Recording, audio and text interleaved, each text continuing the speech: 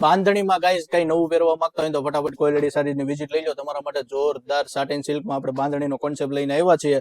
જોઈ શકો છો આ ટાઈપનો કલર વેરિએશન રહેવાના છે. બધા બહુ મસ્ત મસ્ત કલરો છે. આપણે મરૂન કલર પેલા ઓપન કરીને એક પીસ બતાવી દઈએ.